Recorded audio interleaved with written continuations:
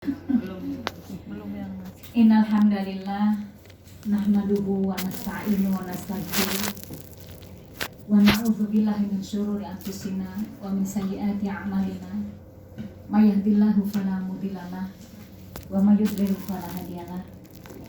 Sesungguhnya segala puji bagi Allah. Kami memujinya, kami memohon pertolongan kepadanya, dan kami mohon ampun kepadanya. Kami berlindung kepada Allah dari buruknya jiwa kami dan dari jeleknya amal-amal kami. Barang siapa yang diberi petunjuk oleh Allah, maka tak akan ada satu makhluk pun yang akan menyesatkan. Demikian sebaliknya, ketika Allah menyesatkannya, maka tidak akan ada satu pun makhluk yang akan memberikan hidayah kepadanya. Rabbi shrah lana sudurana wa yassir lana amrina. Ya Allah, lapangkan dada kami dan mudahkan urusan kami. Rabbi zidna ilma warzuqna fahma. Tambahkan ilmu agama kepada kami dan berikan kami pemahaman yang baik, yang dengan pemahaman itu makin bertambah iman dan ketaatan kami kepadamu. Allahu Rabbal Alamin. Amin ya Rabbal Alamin. Ibu-ibu jamaah pengajian Musola Sekjen MPR DPR lantai 2. Musola Sekjen DPR. Masya Allah. Semoga Allah berkahi kita semua. Amin.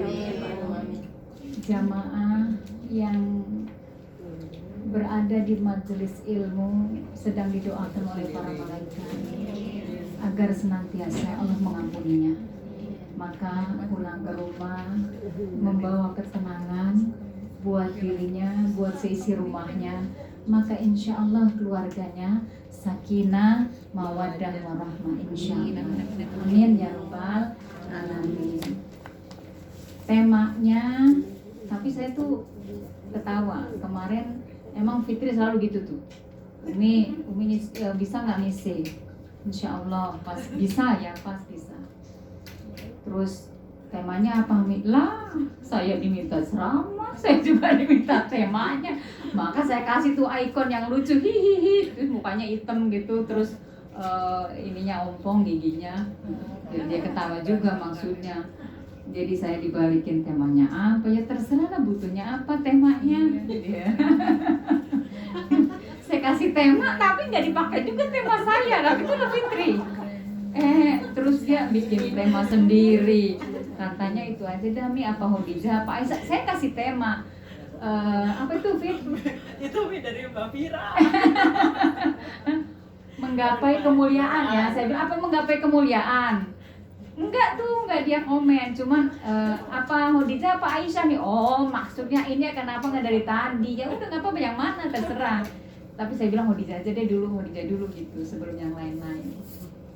Ya ibu-ibu. Jadi kita akan bahas tentang ibunda kaum mukminin, ibunda orang-orang yang beriman. Ya, itu ibunda Khadijah radhiyallahu anha. Titik 2-nya model wanita penghuni surga. Jadi memang Allah yang kasih tahu sama kita kalau ada 4 penghuni surga perempuan ya, itu yang udah dijamin oleh Allah tuh ya. Sayyidatu nisa'i ahlil jannah, ini dari riwayat Muslim ya. Arba, pemuka wanita ahli surga itu ada 4. Maryam bintu Imran ya, Maryam binti Imran, wa Fatimatu bintu Rasulillah sallallahu alaihi wasallam. Kedua, Fatimah binti Rasulullah Muhammad sallallahu alaihi wasallam. Wa Khadijatu bintu Khuwailid, Khadijah binti Khuwailid. Kemudian wa Asiyah dan Asiyah ya. Asiyah tuh istri Fir'aun ya. Istri Fir'aun, suaminya kafir tapi dia dibangunkan rumah oleh Allah di surga. Sebelum wafat dikabarkan oleh Allah, kamu kelak akan punya rumah di surga. Itulah Asiyah. gitu ya, meskipun suaminya kafir. Khadijah itu suaminya Rasulullah Muhammad Sallallahu Alaihi Wasallam, membantu perjuangan dakwah Rasulullah. Sebelum wafat sudah dikasih kabar sama Allah melalui malaikat Jibril. Bahkan Allah langsung salam sama beliau, sampaikan salamku kepada Khadijah dan dari Jibril alaihissalam, dan Allah sudah membangunkan surga yang terbuat dari rumah yang terbuat dari mutiara. Itulah Khadijah. Masya Allah kan. Jadi sebelum mati itu udah dikabarkan dibangun rumah di surga. Tuh Asia, Khadijah. Jadi pembantunya nggak apa-apa ya? Iya mau banget. Saya juga mau kalau masih hidup. Jangan bilang gitu. Terus Fatimah bintu Rasulullah Sallallahu Alaihi Wasallam itu juga sebelum wafat ya, itu Fatimah juga dijanjikan surga oleh ayahnya. Ketika ayahnya mendahului wafat, terus dibisiki, tertawa. Terus pada nanya yang lain, "Emang kenapa kok tertawa?" Rasulullah membisikkan kepada aku, Rasulullah mau wafat, tapi setelah itu nanti nggak lama aku yang wafat, gitu. Jadi nggak akan lama wafat. Kasih tahu sama Rasulullah. Terus senyum karena akan ketemu lagi sama bapaknya, gitu ya. Terus Maryam bintu Imran, Maryam itu juga dijanjikan surga oleh Allah Subhanahu Wa Taala. Jadi orang-orang yang beriman tuh inilah 4 model inilah. Nanti ini baru satu ya. Kalau ada kesempatan lagi kita bahas tuh Maryam, kita bahas atau yang lain nanti dimintakan untuk bahas itu. Maryam, terus Fatimah, kemudian Asia. Ya, jadi nanti lengkap kita punya 4 model yang kita pengen mana tuh yang lebih cocok ke karakter kita, gitu. Jadi kalau kita pengen masuk surga, ambillah model yang udah dijanjikan masuk surga. Jangan ambil model yang nggak jelas, gitu. Ya, ini udah jelas. Belum wafat aja udah dijanjikan surga oleh Allah Subhanahu Wa Taala, gitu. Maka inilah model kita. Seperti apa sih, ya? Nah, nanti kita menyesuaikan. Seperti apa kita menyesuaikan. Ini baru satu Khadijah.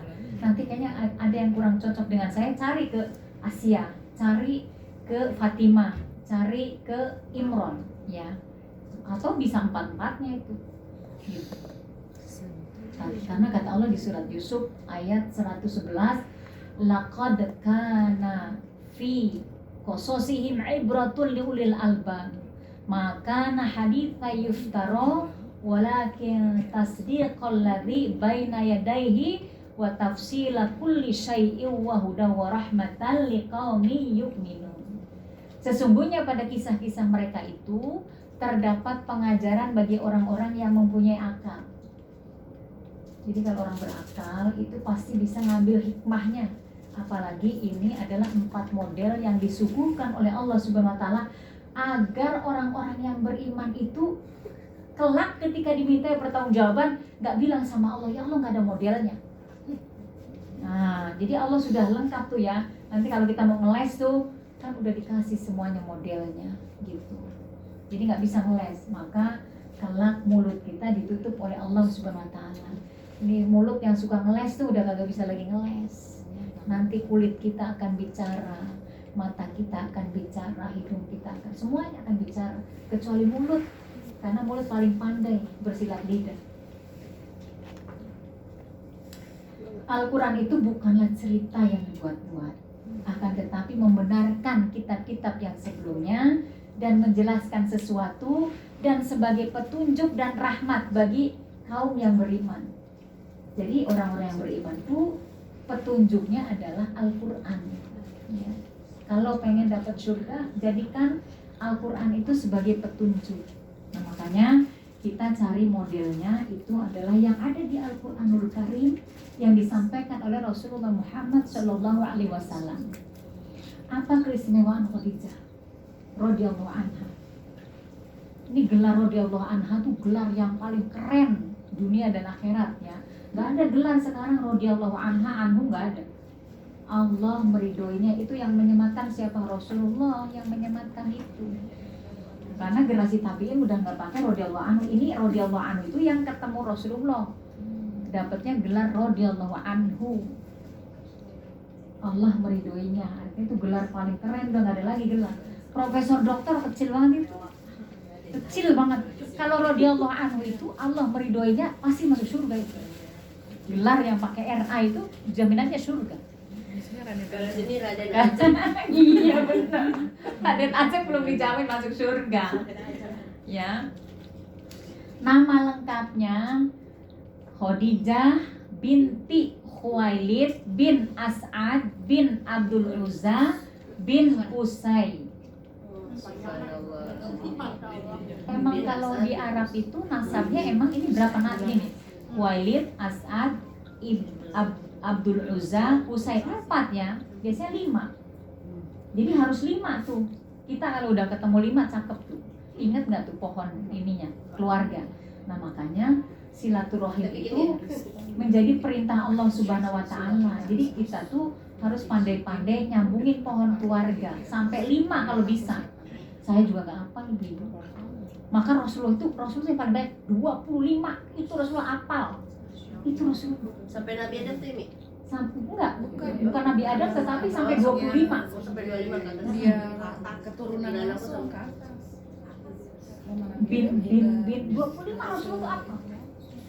Kita ya Allah 5 aja kita gak ketemu, ya kan? Karena kita ini nggak peduli, udah sibuknya tuh nggak jelas gitu. Sibuk nggak nyambungin keluarga, nggak sibuk tuh. Ntar ditanya hafalan berapa juga kita bingung hafalannya berapa. Makanya kata orang Palestina gini, kamu ngapain aja sih hidup? Kami yang dibom terus tiap hari itu kami pada hafal Quran. Kalian yang segitu enak banget di Indonesia. Makanya ditanya, kalian ngapain aja hidup? Gituin tuh. Ya Allah ya Rabbah. Kita merasa sibuk banget tuh. Ya Allah, 24 jam tapinya hafal Quran belum, silaturahim kagak, pohon keluarga aja kita kagak hafal. Allah Rabbi. Itu kan sibuk gak jelas itu namanya ya.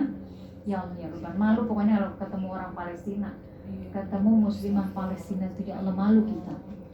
Makanya Palestina tuh inspiring banget buat kita ya.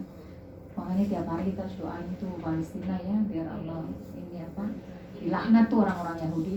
Amin. Jadi ibunya Fatimah binti Zaidah. Fatimah binti Zaidah. Ini saya juga sambil ngapalin ibu-ibu. Ini mestinya orang-orang hebat ini harusnya kita hafal. Kita hafal tuh Rasulullah ya binnya, terus ya, ibunda Khadijah binnya itu hafal mestinya kita. Jadi lucu kita ini pengen masuk surga tapi orang-orang yang hebat nggak kita ingat. Allah malu. Nggak kita ingat itu gimana kita dikasih syafaat. Orang namanya aja kita cuma Muhammad doang yang kita ingat, cuma Khadijah doang yang kita ingat gitu. Ya. Jadi ada yang kita nggak perlu kita ingat. Yang harus kita ingat kagak kita ingat ya. Ya Allah. Ngingetin saya nih ibu-ibu. Ini kabilahnya tuh. Jadi kalau orang Arab tuh ada kabilahnya. Bin As'ad itu kabilahnya. Ya. Kabilah. Terus sukunya suku Quraisy. Jadi suku Quraisy itu suku yang paling elit, yang paling mulia. Nah ini Khadijah ini Rasulullah kan juga dari suku Quraisy. Gitu. Khadijah juga begitu. Nah bagaimana karakter beliau ya? Jadi sebelum beliau menikah, bagaimana ayahnya mendidik Khadijah binti Khuwailid ini ya. Jadi di masyarakat Arab itu sebelum Rasulullah diutus, dipilih menjadi Rasul ya, itu mereka kan menyembah berhala ya. Kemudian mereka suka minum-minuman ya. Terus yang buruk-buruk. Jadi makanya disebutnya kan masyarakat jahiliyah. Masyarakat jahiliyah itu masyarakat yang nggak ngerti bener salah, sopan santun nggak ngerti. Itu masyarakat jahiliyah. Jadi saking putusnya wahyu itu udah lama banget, 600 tahun putusnya wahyu. Dari Nabi Isa ke Nabi Muhammad tuh 600 tahun masanya, kekosongannya. Maka penyimpangannya itu sudah sangat luar biasa gitu.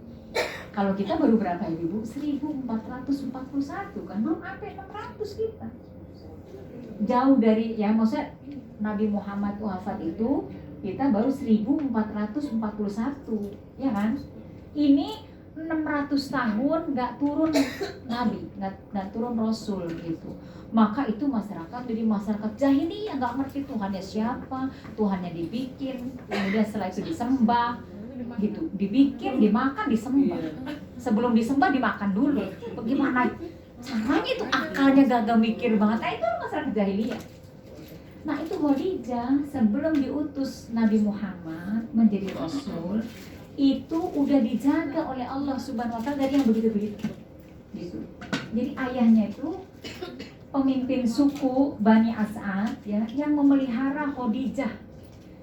Jadi itu meskipun putus wahyu, tapi ajaran Nasrani itu masih ada. Jadi di Mekah itu ada yang masih menganut ajaran Nabi Ibrahim, tauhid. Ada yang masih menganut ajaran Nabi Isa alaihissalam. Ada yang masih Nabi Musa alaihissalam. Tapi dengan penyimpangan-penyimpangannya. Nah kalau ini masih murni. Maka punya paman namanya Warokoh bin Naufal. Itu kan pamannya yang ngerti Injil. Beliau tuliskan dengan bahasa Ibrani. Injil itu sesuai dengan kehendak Allah SWT. Itu Warokoh bin Naufal. Nah, jadi ini sangat terjaga, akhlaknya terjaga, tidak pernah nyembah berhala ya. Jadi kalaupun di masyarakat itu pas jadi ada namanya festival pasar festival itu, disitulah para perempuan Arab itu mereka menyembah berhala, namanya berhala Uzza gitu. Nah, Khadijah tidak ikut festivalnya, tetapi tidak ikut-ikutan nyembah berhalanya. Itu Khadijah. Dan ayahnya itu pedagang, dan Khadijah ini diwarisi bisnis pedagangnya itu, dan emang terus beliau juga terjun di dunia bisnis, passionnya di situ gitu. Itu Khadijah. Jadi udah kaya, cantik ya, terpelihara. Nah makanya karena sama orang tuanya dididik dengan didikan yang baik ya, akhlaknya mulia.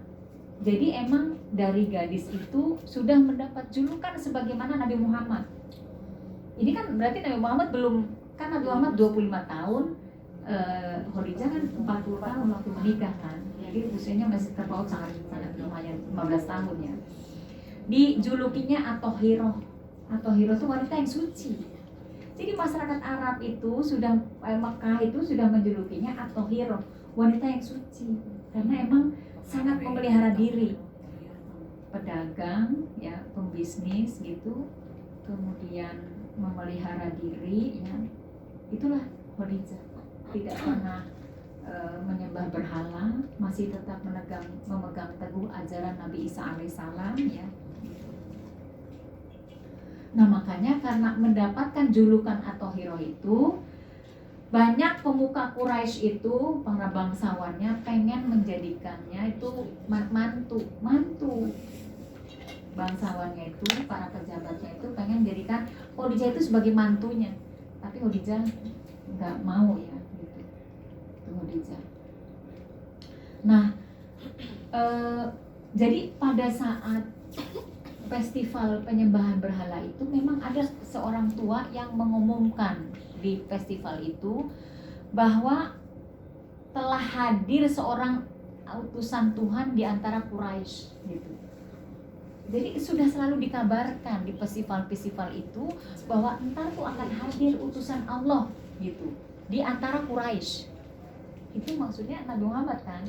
Jadi sebelum Rasulullah diutus tuh, karena kan di Injil, di Taurat itu udah dikasih tahu gitu. Makanya mereka tuh selalu nunggu-nunggu. Jadi orang Yahudi, orang Nasrani itu mereka selalu nunggu-nunggu utusan Allah. Cuma mereka tuh udah di dalam hati tuh udah punya pilihan sendiri. Jangan ape bukan dari kaum mereka gitu. Jadi pengen datang utusan Allah, tapi ngetekin jangan ape keluar dari sukunya mereka. Jadi ngatur-ngatur Allah ya kayak gitu. Padahal kan terserah Allah gitu. Pas itu mereka juga melakukan penyimpangan. Nah makanya sering dikabarkan tuh di festival-festival itu gitu. Khadijah dengar itu. Yang lain tuh pada mencibir, mengejek gitu, apa sih kamu bapak-bapak tua gitu, orang tua segala macam-macam ngabari segala gitu, diejek. Tapi Khadijah nggak pernah mengejek.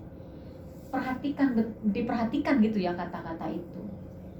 Nah, tuh jadi Khadijah itu termasuk yang mempertimbangkan seruan bahwa akan ada utusan Allah. Tuh Khadijah. Dan jadi emang dipersiap ya. Jadi hatinya tuh emang udah connect gitu. Udah dipersiapkan oleh Allah Subhanahu wa taala. Ini wanita baik ya, kaya ya, yang diingini oleh banyak para bangsawan. Jadi subhanallah. Karena jadi gini Ibu, fitrah itu kalau ada satu yang baik pasti akan connect ya. Itulah Khadijah radhiyallahu anha. Jadi nggak mungkin orang itu kalau emang baik hatinya itu kalau dengerin ceramah itu dia nggak tersentuh gitu. Nggak mungkin nggak tersentuh. Nggak mungkin nggak suka dengan lingkungan dengan yang baik-baik gitu. Nggak mungkin. Kalau yang emang jernih hatinya. Tapi kalau udah di sini tuh ada sesuatu ya emang susah, kagak enak gitu. Ada di majelis begitu gelisah, kagak dapat apa-apa, gitu. Kayak gitu. Ini emang yang melihara diri. Ada di tempat jelek aja dia masih connect ya kan? Yang mereka menyembah berhala, ketika diumumkan kalau nanti ada utusan Allah dari suku Quraisy, percaya dengan itu. Itu Khadijah. Nah, ketika peristiwa itu Khadijah tuh udah jadi pedagang kaya gitu ya. Khadijah itu sudah pernah menikah 2 kali dan suaminya meninggal ya, itu Khadijah. Dua-duanya meninggal. Iya. Nah, belum punya keturunan. Nah, terus kan yang menjalankan bisnisnya Khadijah itu kan ketika Rasulullah sudah mulai jadi pemuda gitu, itu kan Rasulullah gitu. Nah ini kita singkat aja ya.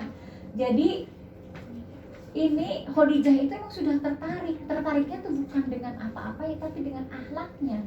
Karena Rasulullah itu juga udah mendapat julukan Al-Amin, pemuda yang terpercaya, seorang yang terpercaya gitu. Jadi emang sukanya itu dengan pemuda yang baik yang memelihara diri gitu, itu Khadijah. Tapi Khadijah merasa saya kan usianya udah lebih tua gitu ya. Makanya itu yang kenapa salah satu alasan Khadijah itu meminang dulu, nanyain dulu gitu. Tapi melalui perantara, tidak langsung. Nah inilah orang yang melihara diri itu dia nggak nggak agresif gitu ya, pakai gas, nggak nembak enggak, tapi bilang. Dan beliau punya pembantu yang selalu mengiringi perdagangannya ketika Rasulullah itu diminta untuk dagang ke Suriah, ke Syam gitu ya.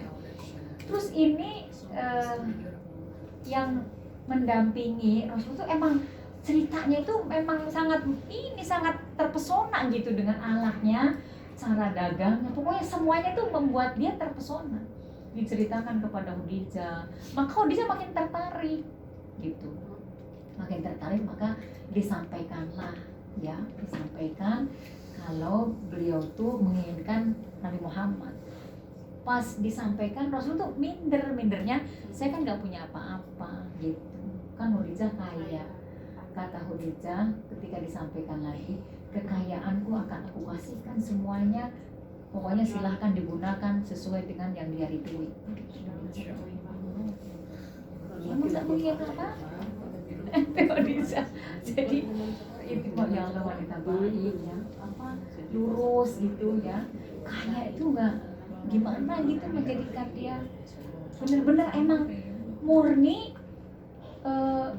karena dapat kabar akan ada Rasul ya, kemudian ini Muhammad itu jujur, kemudian dapat gelar orang yang dipercaya gitu, udah langsung menginginkan karena pengen yang menjadi suaminya itu adalah orang yang baik. Jadi nggak tertarik dengan para bangsawan yang mereka udah punya kedudukan, punya harta banyak, yang pengen melamarkan untuk anak-anaknya. Jadi ini jadi rebutan meskipun udah punya suami 2 gitu, usianya 40 tahun. 40 tahun tuh ya saya aja udah lebih tua lah, 47. Maksudnya masih inilah ya masih, apalagi wanita Arab, hidungnya mancung ya. Ya pokoknya menarik gitu wanita Arab itu, kemerah-merahan, biasanya ya putihnya juga putih bagus, dia masih sangat cantik gitu. Usia segitu tuh usia matang kan, usia 40 tahun itu makanya banyak diingini, tapi dia tidak bersedia. Tapi begitu lihat Muhammad malah tertarik karena akhlaknya, jadi melamar ya. Nafisah namanya pembantunya itu, akhirnya dilamarkan. Terus Rasulullah akhirnya bersedia ya, karena tadinya nggak pede, nggak punya apa-apa gitu. Tapi terus karena Khadijah jawabannya begitu, ya udah akhirnya menikah gitu. Nah ini 25 dengan 40 tahun ya. Jadi terus kenapa ternyata Rasul juga milihnya Khadijah? Dan memang ya Allah, emang akhirnya nih kesimpulan kita ya, kalau Rasulullah nggak sama Khadijah, nggak kebayang. Rasulullah tuh kan tiap hari itu kan hampir tiap hari ya ikut Gua Hiro, merenung, terus pulang cuma bawa bekal gitu. Itu Khadijah dengan sabar melayani, dengan sabar nungguin kalau ada apa-apa gitu. Khadijah nanyain takut kenapa-napa gitu. Jadi emang yang menjaga banget bagaimana biar itu wahyu itu sampai ya itu Khadijah gitu. Saat wahyu pertama ya, wahyu pertama itu kan Rasulullah tuh kondisinya gemeter, gimana nggak gemeter, datang malaikat memeluk suruh baca, padahal nggak bisa baca itu apa 3 kali kan. Akhirnya turun Iqra bismi rabbikal ladzi khalaq, itu masih bingung tuh Rasulullah. Pulang dengan gemetar ya, minta diselimuti. Apa Khadijah tanggapannya? Kalau mungkin kalau perempuan sekarang, apa sih lu datang lama kagak pulang, kagak kasih duit, datang begitu, ampun dah, gitu kan? Tuh perempuan sekarang tuh, ini enggak, diselimuti suaminya, ditenangkan, nggak diajak ngobrol dulu, biar tidur dulu, karena namanya orang lagi kebayang mungkin dipucot, gemeter ya, makanya Zamilun nih, wah Khadijah. Sudah bangun baru diajak ngobrol, emang kenapa? Gitu. Terus kata Rasulullah, aku takut ada makhluk yang mengganggu aku. Terus kata Khadijah, bukannya iya kali, kagak begitu. Apa gitu? Iya kali bang. Kata Khadijah, nggak mungkin kamu tuh diganggu oleh jin, karena kamu tuh orang baik, orang yang suka nyambung silaturahim, orang yang suka membantu orang yang lemah, kayak gitu coba dikuatkan. Terus katanya minta nanti kalau sudah kalau kita mungkin abang lagi tenang, nanti aku ajak ke pamanku, dia seorang yang taat, pemeluk Injil gitu kata Khadijah. Maka setelah tenang, kemudian dibawalah ke pamannya Waraqah bin Naufal itu. Nah kemudian ceritalah tuh ya gini gitu kan. Terus kata Waraqah, karena dia selalu baca Injil, kata Waraqah pendetanya tuh, kata Waraqah, itu yang datang itu namus itu Jibril. Jadi kalau itu bahasanya namus, itu Jibril yang dulu juga datang kepada Isa gitu. Dan para rasul biasanya didatangi oleh dia gitu. Nanti ini suamimu akan menjadi orang besar. Nanti kalau dia diutus pasti akan diusir oleh kaummu. Kata Rasulullah, emang aku akan diusir?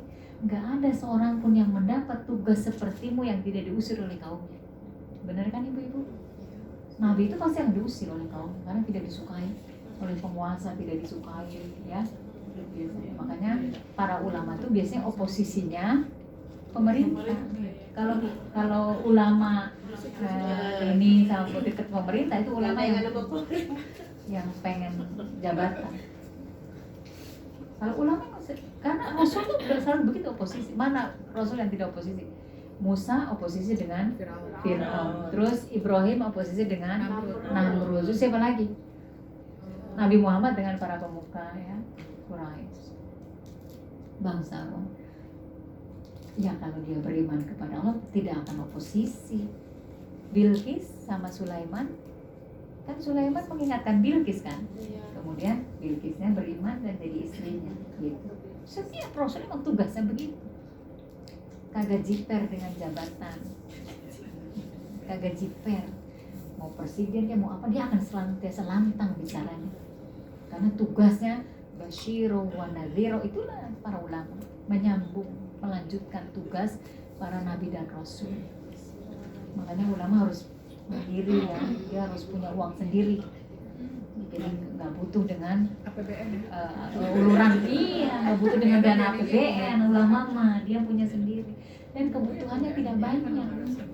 Ulama-ulama itu kalau mereka ya kalau cari duit itu paling 4 jam 5 jam, nggak banyaknya. Setelah itu bertebaran untuk mengajak manusia beriman kepada Allah Subhanahu wa Ta'ala. Dan para ulama itu biasanya banyaknya dagang, karena dagang kan bisa kita kendalikan waktunya. Tuh, ya. Jadi ke situ-situ. Nah, Kan berkait. ke Waroko, kata Waroko nggak ada orang sepertimu tidak diusir. Andai aku masih hidup maka akulah orang yang akan pertama mengikutimu. Gitu kata Waroko bin Nawfal. Jadi kalau yang membaca Injil asli, begitu ketemu Nabi Muhammad pasti dia akan beriman kepada Allah. Karena inilah yang dijanjikan oleh Allah melalui kitab Injil, melalui kitab Taurat. Jadi kalau yang nggak beriman tuh dia menyimpang dari ajaran, dari Injil yang asli, dari Taurat yang asli. Jadi udah tahu kalau udah dia nggak mengikuti lewat itu yang menyimpang. Kalau yang menyimpang di Al-Quran, mereka para pendeta itu mencucurkan air matanya ketika membaca Al-Quran, mencucurkan air matanya ya karena sama. Yang beda dikit ya kan, beda zaman beda ini. Kalau Al-Quran kan untuk seluruh umat, kalau Injil untuk hanya kaumnya itu aja, Taurat juga untuk saat itu aja. Jadi begitu ada Injil, Taurat udah nggak berlaku. Begitu ada Al-Quran, Injil sudah tidak berlaku gitu. Maka semua penganut itu harus beriman kepada Al-Quranul Karim. Jadi itu kitab itu sambung menyambung. Ada Taurat, ada Injil, ada Zabur, itu yang sambung menyambung, ditutup dengan Al-Quranul Karim. Sama seperti Nabi Muhammad juga menutup nabi-nabi yang sebelumnya, Nabi Rasul sebelumnya. Makanya Isra Mi'raj itu meneguhkan kerasulan Nabi Muhammad, bahwa Nabi Muhammad itu menyambungkan dengan yang sebelum-sebelumnya sampai Nabi Adam alaihissalam. Makanya kan ketemu semua tuh di Isra Mi'raj kan. Dan Rasulullah